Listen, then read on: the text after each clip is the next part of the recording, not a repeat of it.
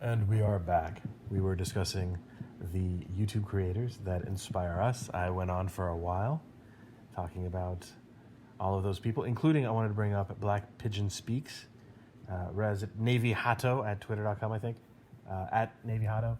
He lives in Japan still and is constantly being demonetized, even though he is the most innocuous, kind-hearted person who simply tells the truth, tells those hate truths. Kat, I know you're not very politically inclined on your social media profile. What do you consume? Well, most of my social media is dedicated to either horses, which I absolutely love and have a couple of, and crafting. My current passion is quilting. Quilting. Yes. And mosquito fencing. Mosquito screen making. Yes. We had a nice, fun project yesterday of trying to repair my window screens, which have been completely clawed to death by my cats. And it was quite an adventure. My first time having to rescreen windows. I think you're beginning to develop a picture of the kind of people that we are. Yeah, I had to redo it several times. We'll just leave it at that. Right on.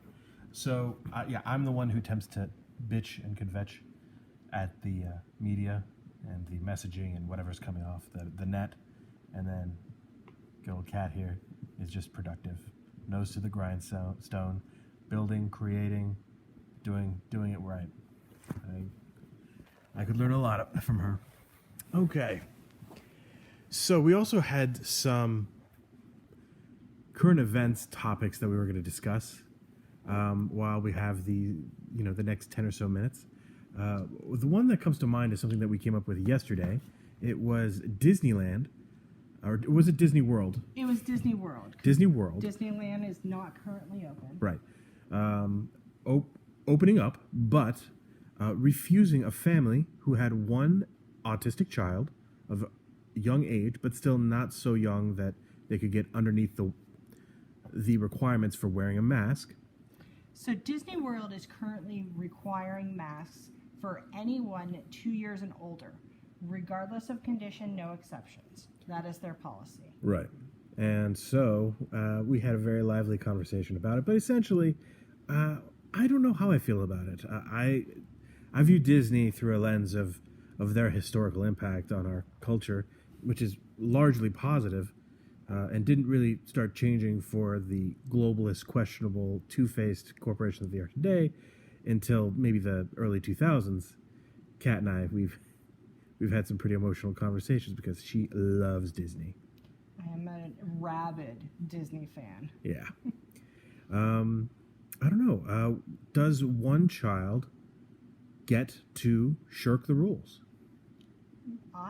My personal view is that once you start making exceptions for one person, then a million other people are going to want you to make an exception for that. Oh, yeah, they will. And at that point, whether it's regarding masks or anything else, at that point, what's the entire point of having a policy? Absolutely. I totally agree with you. When we start seeing people getting things that other people do not, we start feeling worthless. And it's not something that we intellectualize. It's something that we just feel on an instinctual, on an intrinsic level.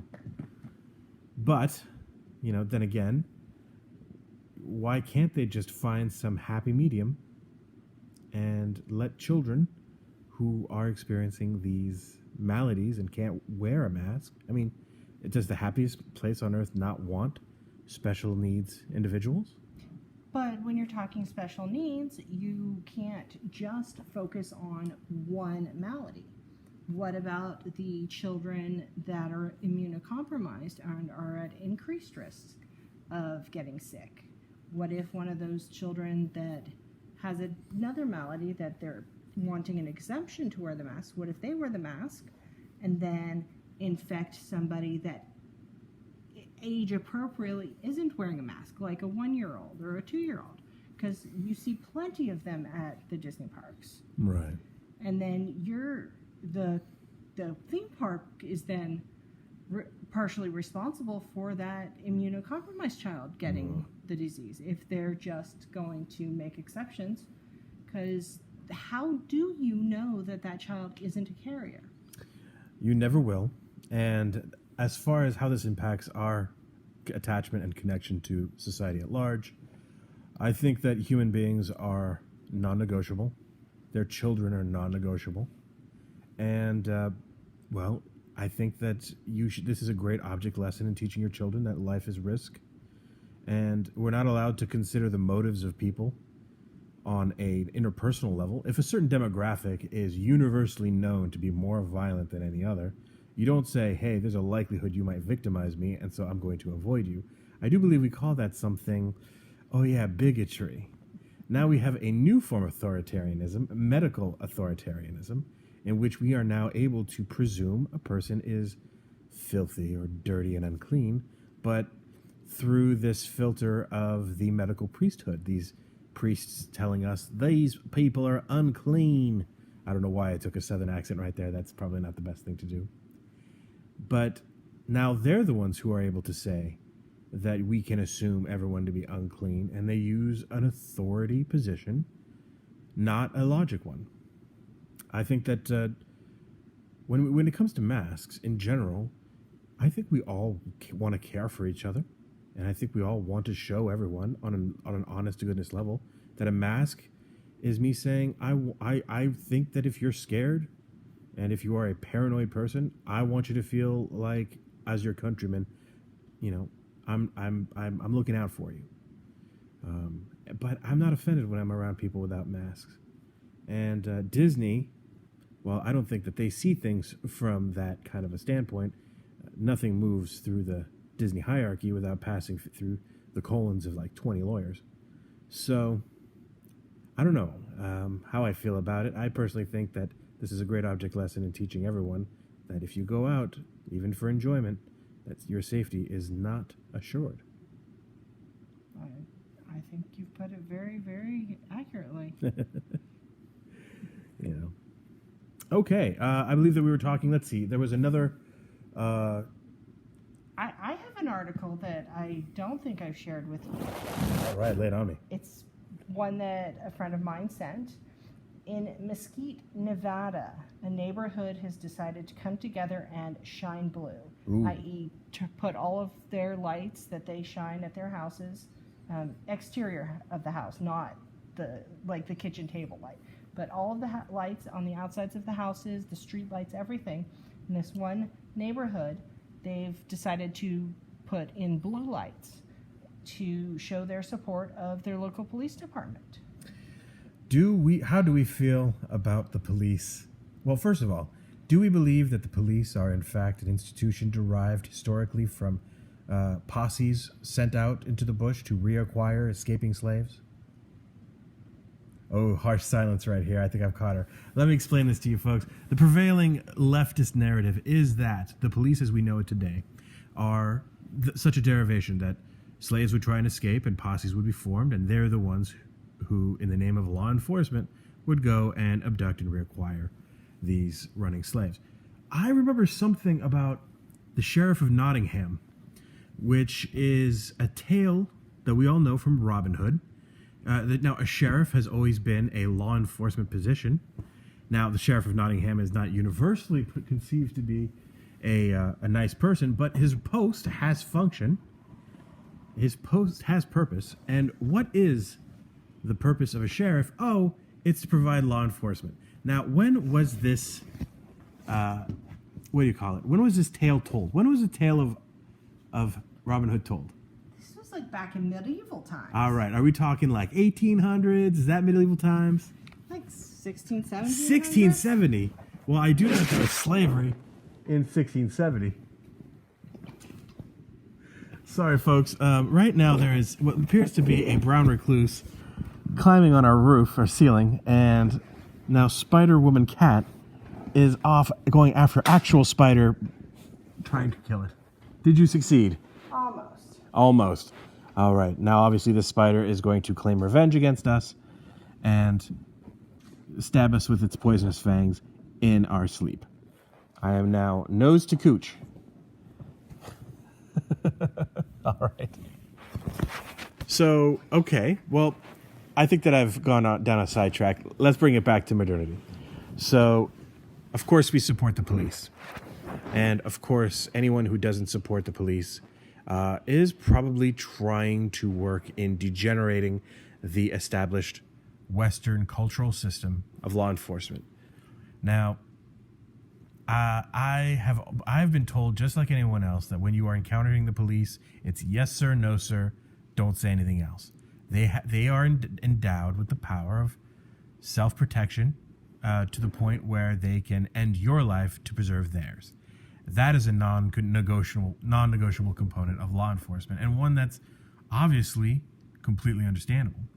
And we know that the trajectory of society has turned completely around them on a national level, which is strange to me because, George Floyd was only in Minneapolis, a city that has been changing due to its urban crime, coupled with a very strong refugee population, Somali refugee population, who has been uplifting politicians from that population, and their narrative has always been a very anti-law enforcement, anti-Western culture stance.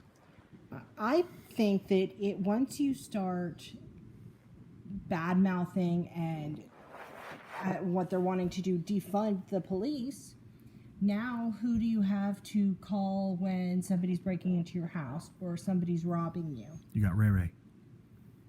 You got Ray Ray and Tyrone. But in seriousness, once you make the call for getting rid of the police, the people that are sworn to protect the citizens, then what recourse do you have to protect yourself? Well, I remember hearing something about a Second Amendment, but I don't think people like that so much. No, people are not really a fan in this day and age of somebody actually taking their own personal safety, well, their person and their family's safety into their own hands, even if somebody's breaking into their house. Yeah, naughty stuff. Well, I think it's wonderful that there is an affirmative virtue signal, and that's what it is. A virtue signal is usually described as a negative, as a cheap ploy to show how virtuous you are, but sometimes these signals of virtue are very much welcome. Police are yet another system composed of a material that is not necessarily something that you can always count on, and that material is human beings. These are compositionally systems built of people. And people, good and bad, have their own belief systems, their own way of acting towards others. Yeah. Derek Chauvin was a failure, a material failure in the system, and it manifested itself in a massive conduct issue. But no one on planet Earth with any lick of sense believes that there was any kind of an institutional vendetta against any race of people. Yeah, just because you have one bad seed does not mean it's the entire batch is bad. Yeah. You just got to pick out the bad ones so that you can have a great system in place. If I remember my Keanu Reeves movies very well, when he did the Buddhist Child movie, I can't remember what it was. It's the Golden Child. No, that's Eddie Murphy. Anyways, in it, there's a parable in which he learns about the middle way by hearing a father and son flowing down the river and talking about how if they have a stringed instrument and it's pulled too tight, the string will snap. If the string is too slack, the instrument will not play. And a lot of life is the middle path, and most of us, me especially, I'm very suspicious of anyone with power. As an American, our privilege and our lineage is about not taking shit from anyone. And obviously we don't really think of ourselves interacting with each other on that level because we're just going about our day. But cops are the ones who can give us shit, and that terrifies us. All right, folks, hang on a second, and we'll see you in the next part.